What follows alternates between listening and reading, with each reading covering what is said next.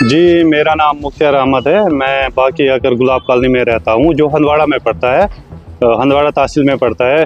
जब से ये बारिशें हुई है, बारिश तो उतनी नहीं हुई है, पर जो हमारा ज़मीन घिसता जा रहा है, लगभग मैं देख पा रहा हूँ पिछले 5-6 दिनों से ये 50 से 60 फुट गया है हमारा ज़मीन। अब ज़मीन की बात छोड़ो, ये अब थ्रेड बन गया है हमारे मकानों के लिए। हमने कंसर्न डिपार्टमेंट को भी लिखा था, irrigation department, flood control department को भी लिखा था। इवन डीसी साहिबा मैम को हमने एप्लीकेशन एक लिखी थी, एडिशनल डीसी को लिखी थी, नायब तहसीलदार सर को लिखी थी और तहसीलदार साहब को लिखी थी। तो हम 1-2 साल से इसी के पीछे घूम रहे हैं, पर कोई इधर ना आ रहा है, ना इसकी तरफ कोई तवज्जो दे रहा है।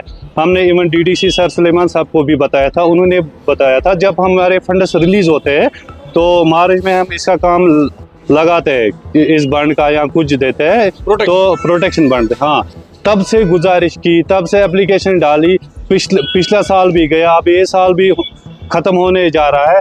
तो न कोई डिपार्टमेंट इधर आया, ना किसी डिपार्टमेंट ने इसकी तरह तवज्जो दी। अब हम ये अपील करते हैं डीसी साहिबा मैम को, जो कंसर्न डिपार्टमेंट है इसके, उनसे अपील करते हैं इसकी तरफ तवज्जो दी जाए, ताकि हमारा ये ज़मीन या हमारा मकान बच जाए।